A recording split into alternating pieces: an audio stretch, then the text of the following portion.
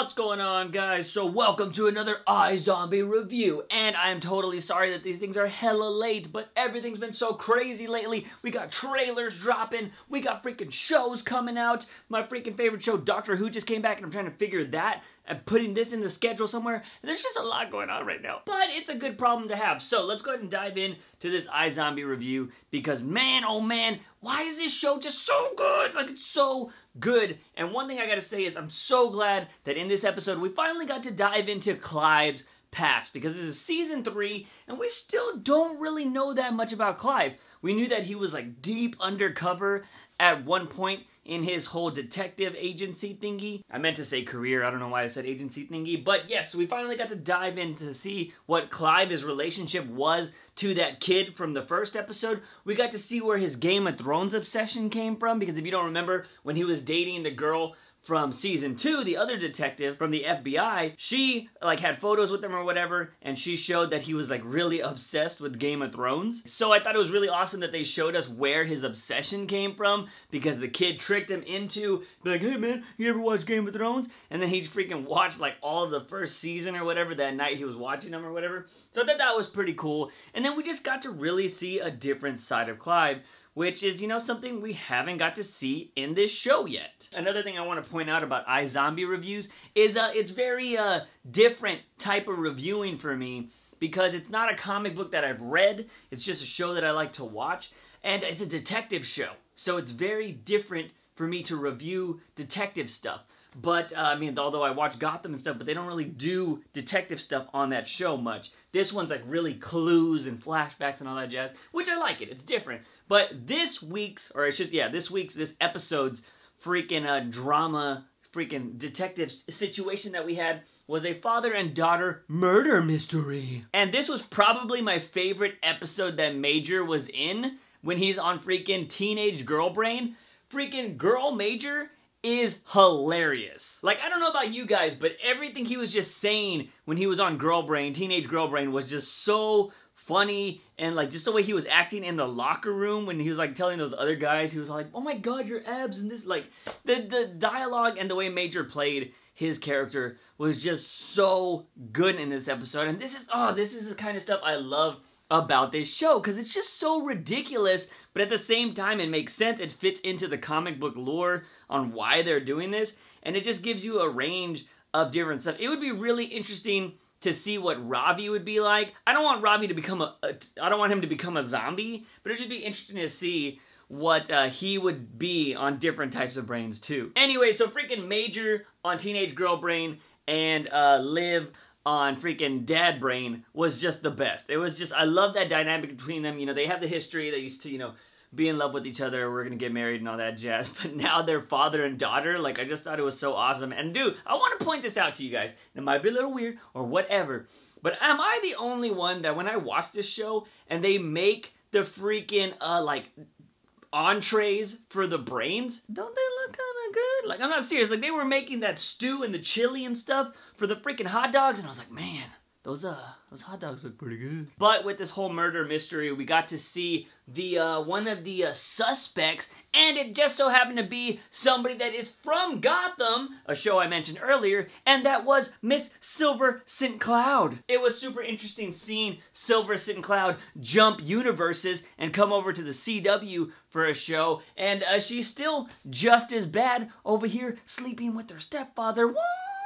Silver, you dirty. And your father's a pedophile. Or no, it's not pedophile, it's child molester. Gross, dude. But with that, I want to applaud freaking iZombie, and I think it's the reason why I like iZombie, is because they cover real world shit. Like I said, on season 1, episode 1, this season is setting up to cover, you know, the whole, like, how society, like, racism, you know, stereotype kind of stuff going on right now in today's society. How there's just, like, this, like, oh, this urge of, like, you know, people against, like, you know, Mexicans or Muslims and all this stuff. Like, that's just happening right now, and that's what iZombie is kind of like the underlying tone of this season is going to be. But, you know, episode to episode, they also do cover, like, real world shit that's happening in life, and this is something that happens, and it was really weird, and it's real. And I think that's what I like about this show so much, is it's entertaining, but at the same time, it's all like, this shit is really happening. So props to you, iZombie, with the realism in your show. It's one of the things, it's one of the reasons why I watch. We also got a new character on this show, which is Emo Tech Guy, who's all like, I can do everything, I can do whatever I want. Freaking memory card was full, but anyways, Emo Tech Guy totally didn't sound like I said he sounded, but whatever. Anyways, so he is going to be, I don't know if he's going to be a reoccurring character on this show, but I know a lot of the cast was like, man, just wait until you see what this actor, I forgot his name. They were on Twitter, I follow all of them, and they were talking about how he does such a great job. So I do believe he is going to be a new person on this show. Maybe he's a zombie, maybe he's not. It'd be really interesting. I don't think he's going to be a zombie, but I do think he's going to find out about the zombies because he's a super techie dude, and he's probably going to like hack their systems or something. I don't know, it's going to be really interesting. Or he's going to help them out, like hack somebody that maybe has a lot of information or try to find out who is, you know, hunting zombies. Which was one of the biggest reveals and progressing our season-long story in this episode was they found out who could be, or who, I should say, who could have killed Wally and all of his, was it parents or uncle? I think it was his uncle, right? Because was his mom, did his mom die there? I don't know if his mom died there. I gotta go back and watch episode 1. I could have sworn the guy that died was his uncle, so I don't know. Oh, yes, that kind of makes sense then, right? I guess because she went to go stay with her brother, so maybe she did die. Let me know if that's in the comment section down below. Did she die along with him? We found out whoever is hunting zombies is actually part of a crazy forum, which is so real life because we all love the internet. We love being on it. We got crazy people on the internet, and then we got really, really crazy people on the internet. And that's kind of the mix and match you get with this, you know, awesomeness that is the internet. Crazy people know how to use it too. And there are these little things, especially if you use like Reddit and other kind of forums, there are crazy things of people that just hate other people, that are super racist and stuff like that. So to make the main villain, I guess, of this season, I mean, there's always like side villains, but it seems like the main mystery villain of this season is totally somebody that is on an internet forum and all these people that want to hunt zombies. And I think it's just, I'm really excited to see what's going to happen. And I don't know, it's building up to be a really awesome storyline right now. Oh, one thing I wanted to cover while talking about freaking iZombie is this show totally knows how to set up a like twist or something, because I like sometimes think, I'm like, all right, I'm gonna figure this out, it's gonna be so and so and blah blah, and they always manage to change it. And it's always like when you start feeling like you start getting their pattern of like, I know who it's gonna be, they change that too, and you're just like, what? So like, oh, this is what I love about this detective style, this kind of show. And I wish maybe one of these writers or whoever writes these plots that change and twist and stuff, hey, can you go work on Flash or something like that? Because they need some help over there. But I do love the twist endings in this freaking show, and like this one was perfect. Like it just seemed like it was all pointing to Silver St. Cloud. Silver St. Cloud was gonna be the villain. She was gonna be the one that killed her friend and her dad. But no, it was the mom, because the mom just wanted money. And if they freaking found out that Silver was freaking, you know, sleeping with the stepdad, and the mom came out of nowhere, or, I mean, the mom would have been tied to that, and she would have been kicked out of the freaking will, or, you know, freaking inheritance, or whatever she was talking about, the money. So bada bing, bada boom, twist ending. I can't say it enough. I just love the detective aspect of this show. Now, there is one idea I'm working on, and I can't really elaborate it right now, but I want to say I heard it in the first episode and in this episode, but they keep making references to 22 months.